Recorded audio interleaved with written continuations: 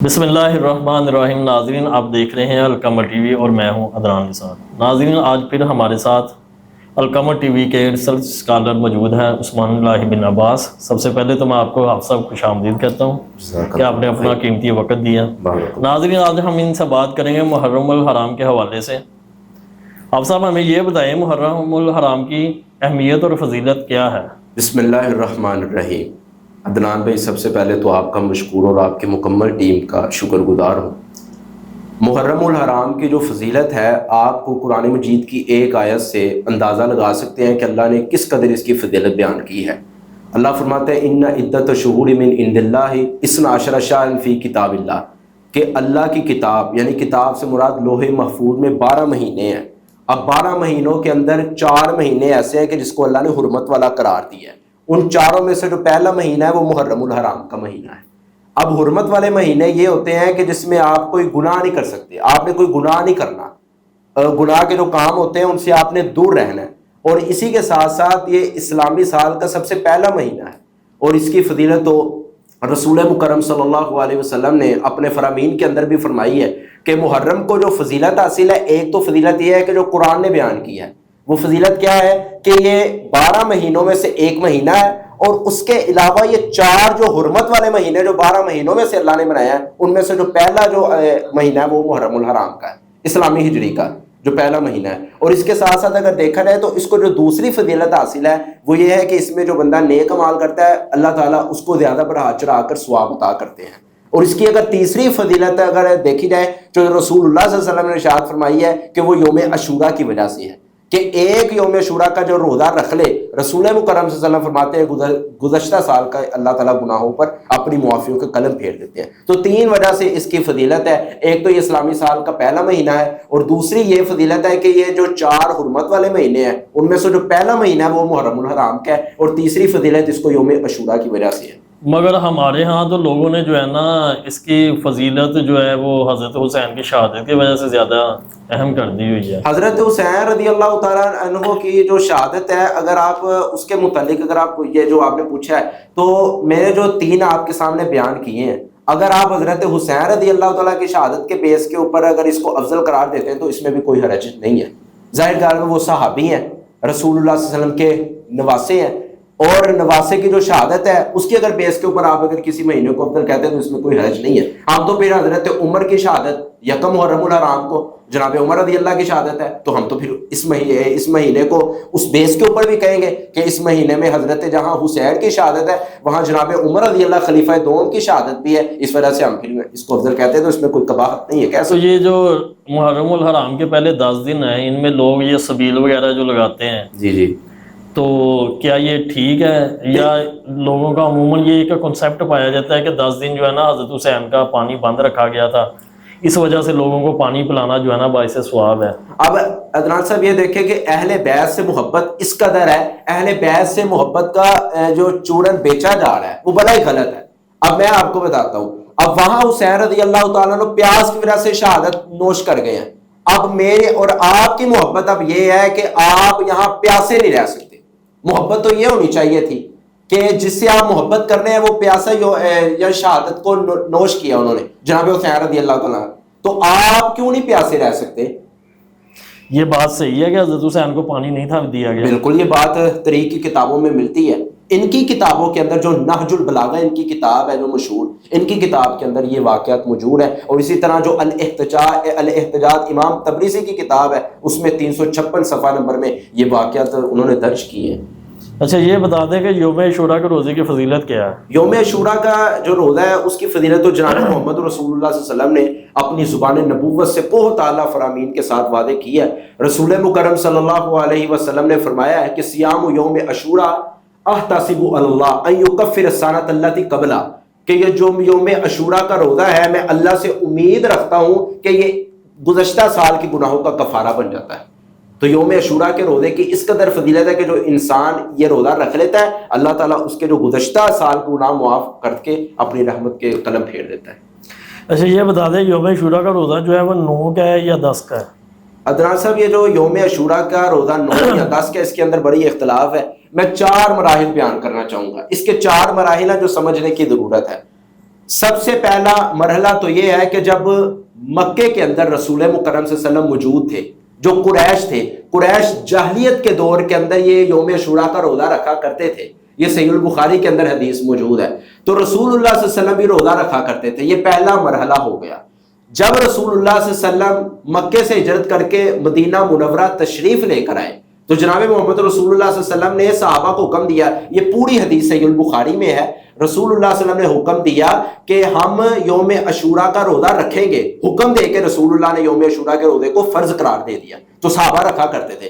جیسے ہی رمضان المبارک کے روزے اللہ نے فرض کیے مسلمانوں کے اوپر، تو پھر رسول اللہ صلی اللہ علیہ وسلم نے اپنے ارشاد کو تبدیل کر لیا۔ رسول اللہ نے کہا من شاء صامہ و من شاء ترکہ، جو چاہے یوم عاشوراء کا روزہ رکھ لے، جو نہیں چاہتا وہ نہ رکھے۔ پھر فرضیت کے درجے سے نکل کے اس کو نفلی درجہ دے دیا گیا۔ یہ تیسرا مرحلہ تھا۔ اب یہ چوتھا مرحلہ یہ تھا کہ جب جناب محمد رسول اللہ نے یہودیوں کو دیکھا کہ وہ یوم عاشوراء کا روزہ رکھ رہے ہیں، تو رسول اللہ نے پوچھا یہ کیوں رکھتے ہو؟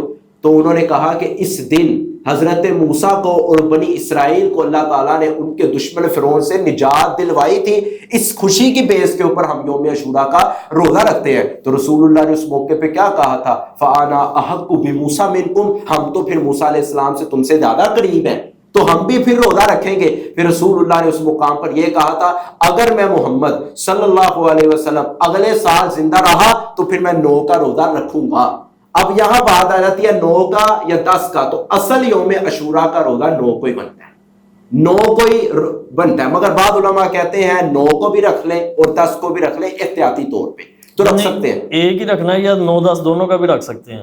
9 10 کا آپ رکھ سکتے ہیں، یہ بعض علماء جو کہتے ہیں جنہوں نے استدلال کر کے بعد حدیث سے کہا ہے کہ 9 کا بھی رکھ سکتے ہیں۔ کیونکہ اللہ کے نبی نے بھی تو فرمایا تھا نا کہ اگر میری زندگی رہی تو اگلے سال ہم لوگ جو آپ دیکھیں جو یوم عاشوراء کا وہ جو یہودی تھے وہ کب رکھتے تھے؟ 10 محرم الحرام کو۔ تو صحابہ کرام نے رسول اللہ کے پاس آ کر یہ اعتراض کیا کہ اللہ کے رسول آپ تو کہتے ہیں کہ یہودیوں کی مخالفت کریں، اگر ہم 10 کا رکھیں گے تو ان کے ساتھ موافقت ہو جاتی، مخالفت تو نہیں ہوگی۔ پھر رسول اللہ نے اس مقام پہ کہا تھا کہ اگلے سال اگر میں زندہ رہا تو 9 کا رکھوں گا۔ تو پھر جو بعض علماء کہتے ہیں کہ یوم عاشوراء کا روزہ رسول اللہ صلی اللہ علیہ وسلم اس موقع پر رکھا تھا 10 کا، تو کہتے ہیں کہ 9 کو بھی ملائے اور 10 کو بھی ملائے، دونوں کا رکھا جائے۔ مگر جو بعض ہے وہ کہتے ہیں کہ نہیں صرف 9 کا رکھا جائے۔ تو زیادہ جو راجح بات سمجھنے کو ملتی ہے وہ یہی ہے کہ یوم عاشوراء کا روزہ صرف 9 کا ہی ہے۔ اچھا یہ جو یوم عاشوراء ہے، لفظ عاشوراء ہے جو ہمارے ہاں تو جو شیعہ حضرات ہیں وہ اس کو حضرت امام حسین کی جو ہے نا 9 کو شہادت ہے 9 یا 10 کو، تو اس حوالے سے وہ عاشوراء کا لفظ استعمال کرتے ہیں۔ آپ بیان کر رہے ہیں کہ پہلے بھی جو ہے نا اللہ کے نبی نے بھی عاشوراء کے لفظ بیان، تو یہ عاشوراء اس کو 9 تاریخ کو کہا کیوں گیا تھا؟ 9 تاریخ کو یوم عاشوراء اگر عربی گرامر سے دیکھا جائے نا تو عاشوراء اشر سے نکلا ہے، تو اشر کا معنی ہوتا ہے 10۔ اب سوال یہ پیدا ہو جاتا ہے کہ جب یوم عاشوراء اشر سے نکلا ہے تو اس کا معنی 10 ہو گیا، تو پھر اس سے مراد تو یہ ہے کہ 9 کا تو اس سے کنسیپٹ ظاہر ہی نہیں ہوتا، 9 تاریخ تو اس سے نکل ہی گئی۔ مگر رسول اللہ صلی اللہ علیہ وسلم نے جو فرمان یہ جاری کر کے لائن بقیت اگر میں زندہ رہا تو اگلے سال 9 کا رکھوں گا، اس میں 9 کو بھی داخل کر دیا۔ ویسے اصل جو اگر عربی روح سے دیکھا جائے تو اشر کا معنی 10 ہی ہوتا ہے۔ 10 کا ہی ہے۔ یہ بتا دیں کہ یہ جو کچھ حضرات سینہ کو بھی کرتے ہیں، اپنا خون وغیرہ نکالتے ہیں محرم الحرام میں، کیا وہ جائز ہے؟ کیا حضرت حسین نے اس کا سبق دیا تھا؟ حضرت حسین رضی اللہ تعالی عنہ کا یہ بالکل قطعاً یہ سبق نہیں تھا کہ جب میری شہادت ہو تو پھر آپ ماتم کرنا، سینہ کو بھی کرنا اور اسی طرح نوحہ کرنا، نہیں۔ اب حضرت حسین رضی اللہ جو رسول اللہ سے اس قدر محبت کرتے تھے، کیا ان کے سامنے رسول اللہ کے فرامین موجود نہیں تھے؟ ان کے سامنے تو یہ بھی فرمان موجود تھا، لیس منا من ضرب الخدود وشق الجیوب ودعا بدعوی الجاہلیہ، کہ جناب محمد رسول اللہ فرماتے ہیں کہ جس نے اپنے رخساروں کو پیٹا، سینہ کو بھی کی اور جاہلیت کی پکاری وہ ہم میں سے نہیں ہے۔ تو ایک طرف رسول اللہ کیا کہہ رہے ہیں؟ الحسین منی وانا من الحسین، حسین میرے سے ہے اور میں حسین میں سے ہوں۔ تو حسین رضی اللہ تعالی عنہ کا بالکل یہ سوچ نہیں تھی کہ میرے یوم شہادت کے وقت کہ جو میرے فاطمہ صغریٰ اور سیدہ زینب اور جو آپ کے بیٹے سیدہ زین العابدین تھے، انہوں نے آنکھوں دیکھے والد کو دیکھا شہید ہوتے ہوئے، مگر انہوں نے ماتم نہیں کیا، انہوں نے سینہ چاک نہیں کیا، انہوں نے رخسار نہیں پیٹے اور انہوں نے رخساروں پر تھپڑ نہیں مارے۔ اب نہج البلاغہ کے اندر سیدنا علی رضی اللہ تعالیٰ جو ان کی معتبر کتاب سمجھی جاتی ہے، اس میں یہ بات لکھی ہے کہ حضرت علی فرماتے ہیں کہ جو نوحہ کرے اور ماتم کرے اس غرض سے کہ حضرت حسین شہید ہوئے تھے، اس نے اپنے فقط حابط عمل، اس نے سارے کے سارے اعمال اپنے برباد کروا لیے۔ اب حضرت حسین کا سبق کیا ہے؟ حضرت حسین رضی اللہ تعالیٰ عنہ کا خود کا یہ قول ہے کہ الصبر عند المصیبت، کہ جو مصیبت کے وقت صبر ہے، من الایمان، وہ ایمان میں سے ہے۔ الصبر عند المصیبت من الایمان، کہ جو صبر مصیبت کے وقت کیا جاتا ہے یہ ایمان کا ایک حصہ ہے۔ اب سیدہ زینب رضی اللہ تعالی عنہا، اب جو یہ سینہ چاک کرتے ہیں اور یہ نوحہ کرتے ہیں، میں سمجھتا ہوں کہ یہ ایک بدعا ہے جو آج چلتی آ رہی ہے۔ اب ایک کتاب ہے ان کی معتبر، جس طرح نہج البلاغہ ہے نا، ان کی کتاب الاحتجاج ہے امام طبرسی کی، انہوں نے یہ واقعہ شہادت کے اس میں درج کیے ہیں، 300 میرا خیال 56 اس کا صفحہ نمبر ہے۔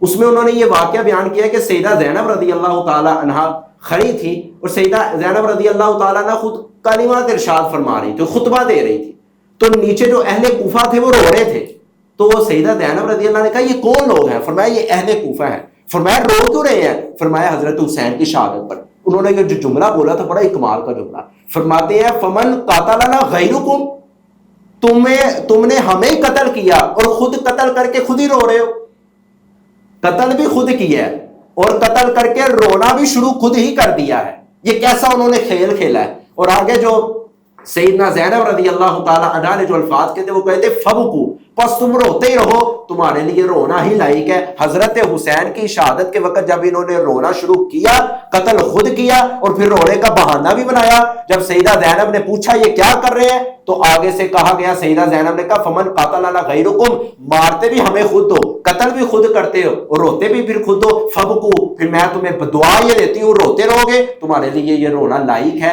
تم اسی کے لائق ہو۔ تو میں سمجھتا ہوں کہ جو بدعا دی تھی وہ آج تک چلتی آ رہی ہے، وہ بدعا صاحب اس کا آغاز کب ہوا تھا؟ یہ سینہ کو بھی اس کا آغاز ہوا تھا فاطمی دور کے اندر، فاطمی دور 356 ہجری کے اندر یہ نوحہ، ماتم، سینہ کو بھی سینہ چاک کرنا اور رخساروں کو پیٹنا، رخساروں کو ماننا، اس کا آغاز فاطمی دور کے اندر 356 ہجری کے اندر ہوا تھا۔ اس سے پہلے اس کا کوئی تصور ہی موجود نہیں تھا۔ یہ شروع کوفیوں نے کیا تھا؟ بالکل، اہل کوفہ نے کیا یہ شروع۔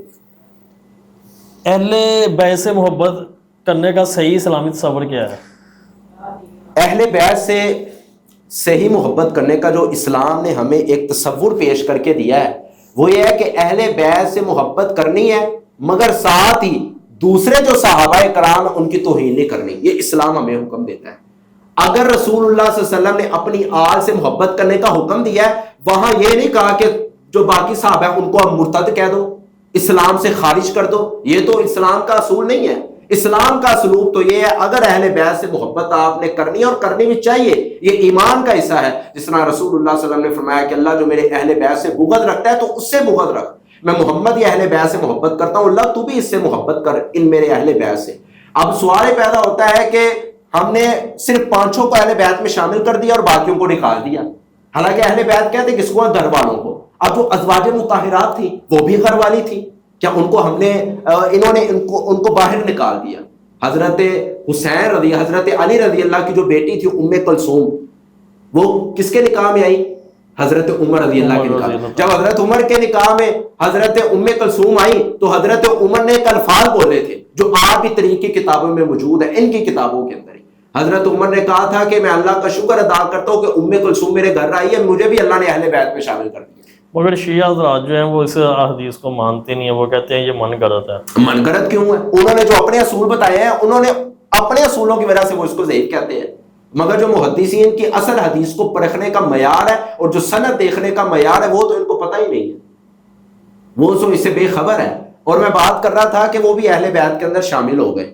اب ایک تو ہے محبت اور ایک ہے محبت میں غلو کرنا، غلو کرنا جائز نہیں ہے۔ حضرت علی کا جو مقام ہے ان کو وہ مقام دینا چاہیے۔ اگر میں حضرت علی کو اٹھا کے خلیفہ اول بنانا شروع کر دوں تو یہ میں نے محبت نہیں کی بلکہ محبت میں نے غلو کیا ہے، اور اسلام محبت میں غلب کو ناجائز قرار دیتا ہے، جس طرح جناب محمد رسول اللہ نے کہا لا تطرونی کما اطرت النصارى ابن مریم فانما انا عبد فقولوا عبد اللہ ورسول۔ صحابہ میری شان اتنی نہ بڑھاؤ جتنا عیسائیوں نے حضرت عیسیٰ کی شان کو بڑھا دیا۔ کیا کہا؟ فانما انا عبد، میں تو ایک اللہ کا بندہ ہوں، فقولوا عبد اللہ، تو مجھے اللہ کا بندہ کہا کرو اور اللہ کا رسول کہا کرو۔ اب محبت میں جو غلب کیا جاتا ہے، حضرت علی کو اٹھائے اور حضرت ابوبکر کی سیٹ پہ بٹھا دینا، ہر صحابی کی اپنی اپنی سیٹ ہے اور ہر صحابی کا اپنا اپنا معیار ہے اور ہر صحابی کا اپنا اپنا ایک ایمان کا لیول ہے، مگر ایسی کون سی طریق ہے، ایسی کون سی روایات ہیں کہ جو غالی پر مجبور کرتی ہیں؟ ایسی کون سی روایات ہیں کہ جو صحابہ کرام پر تبرہ کرنے پر مجبور کرتی ہیں؟ ایسی طریق کو اور ایسے راویوں کی روایات کو ہم دریائے راوی میں پھینکتے ہیں کہ جو صحابہ کرام کے بارے زبان کھولے۔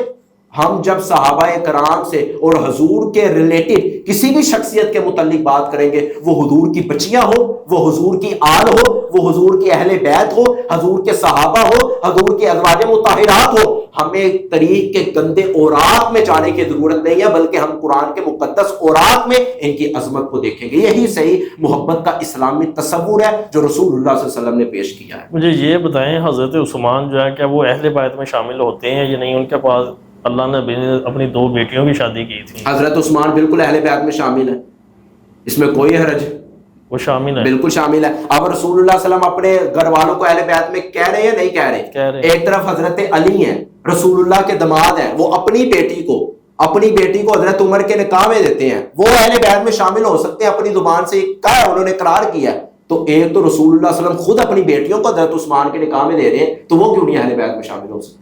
وہ بھی اہل بیت میں شامل ہے۔ اصل جو اہل بیت کا کنسیپٹ صرف الفاظ سے سمجھنے کی، یہ الفاظ کو دیکھ کے یہ جو بگڑاتے ہیں نا، یہ بھی غلط ہے۔ اکثر جو اہل بیت ہے وہ کیا ہوتے ہیں؟ اہل بیت ہوتے ہیں گھر والے۔ اب اگر میں فاطمہ رضی اللہ تعالیٰ عنہ کو اہل بیت شامل کروں، حرج کوئی نہیں ہے، محمد رسول اللہ، حضرت علی، حضرت حسن، حضرت حسین اہل بیت ہیں۔ اگر میں رسول اللہ کی 11 ازواج مطہرات کو اہل بیت کی لسٹ سے نکال دوں تو یہ توہین ہے۔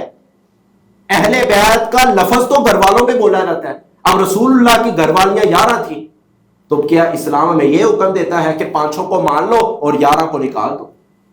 تو یہ تو سراسر توہین ہے اور اپنا ایک غصہ نکالا جا رہا ہے۔ محرم الحرام میں جو غیر شرعی رسومات ہیں وہ کون سی ہیں؟ سب سے پہلے تو محرم الحرام میں غیر شرعی جو رسم ہے وہ یہ ہے کہ سینہ چاک کرنا، کہ جس کے بارے رسول اللہ صلی اللہ علیہ وسلم نے واضح فرمایا ہے لیس منا من ضرب الخدود وشق الجیوب ودعا بدعوى الجاہلیہ، اس کا میں محمد کے ساتھ کوئی تعلق نہیں، اس کا میری شریعت کے ساتھ کوئی تعلق نہیں ہے جو جاہلیت کے بول بولتا ہے، سینہ چاک کرتا ہے اور ماتم کرتا ہے، نوحہ کرتا ہے۔ رسول اللہ صلی اللہ علیہ وسلم نے کہا جس کے اندر یہ صفات ہوگی میں اس کے ساتھ تعلق کا اظہار نہیں کرتا، میرا اور میری شریعت کا اس کے ساتھ تعلق بنتا ہی نہیں ہے۔ ایک تو یہ رسم ہے، اور دوسری جو رسم ہے یہ ہے کہ محرم الحرام میں شادی کرنا جائز ہی نہیں ہے۔ محرم الحرام میں شادی کرنا جائز نہیں ہے، بھائی کس نے کہا؟ اگر تم کوئی ممانعت کرتے ہو اس کی دلیل پیش کرو۔ میں یہ ثابت کرتا ہوں کہ تاریخ مدینہ تو دمشق جو کتاب ہے اس میں یہ لکھا ہوا ہے کہ جناب علی رضی اللہ تعالیٰ عنہ کی حضرت فاطمہ رضی اللہ تعالیٰ عنہ سے شادی محرم الحرام میں ہوئی ہے۔ مگر لوگ جو ہے نا وہ حضرت حسین کی شہادت کی وجہ سے کہتے ہیں جی سوگ کا مہینہ ہے۔ میری بات سنیں، کل نفس ذائقۃ الموت، ہر جاندار نے موت کا مزہ چکھنا ہے اور ہر کسی کا ٹائم مقرر ہے۔ اگر کسی کی شہادت کی وجہ سے میں اپنی شادی کو روک لوں تو یہ میں اسلام کے خلاف کام کر رہا ہوں۔ کیا اسلام نے یہ کہا؟ اب رسول اللہ صلی اللہ علیہ وسلم کے زمانے کے اندر جب حضرت ابراہیم جو رسول اللہ کا بیٹا ہے جب اس دنیا سے گئے ہیں، سورج اور چاند کو کیا لگا ہے؟ گرہن لگا۔ صحابہ کرام نے کیا کہا؟ اس کے افسوس کی وجہ سے آج سورج گرہن میں آیا، چاند گرہن میں آیا۔ رسول اللہ نے کیا تربیت کی؟ فرمایا آسمان جو چاند اور سورج کی کسی کی موت کے ساتھ کوئی موافقت ہے ہی نہیں ہے، یہ اللہ کے حکم سے ہوا ہے۔ تو اگر آج میں یہ کہہ دوں کہ حضرت حسین کی شہادت کی وجہ سے میں نکاح نہیں کروں گا تو بھائی کس نے کہا ہے کہ نکاح نہ کرو؟ حضرت جناب علی رضی اللہ تعالیٰ حضرت فاطمہ رضی اللہ سے نکاح کر رہے ہیں، اور اسی طرح جناب محمد رسول اللہ نے حضرت ختیجہ کبریٰ رضی اللہ تعالیٰ عنہ سے جو نکاح کیا وہ بھی محرم الحرام میں بھی تھا۔ یہ طریق دمشق کی جو کوئی کتابیں اس میں بھرا پڑے ہیں یہ واقعات۔ تو یہ شیعہ حضرات جو گھوڑا وغیرہ نکالتے ہیں، یہ جو جلوس وغیرہ ان کا ہوتا ہے، یہ سب غیر شرعی رسومات ہیں کہ اسلام کا اس کے اندر کوئی تعلق وہ نہیں۔ تو ان کا تو کہنا ہے کہ ہم لوگ جو ہے نا اب میری بات سنیں، حضرت میں مثال آپ کو دیتا ہوں، حضرت حسین کا نکالتے ہیں نا گھوڑا، حضرت حسین کے کتنے گھوڑے تھے؟ پھر سے ایک سوال ہے، ایک ہی تھا، ایک ہی تھا۔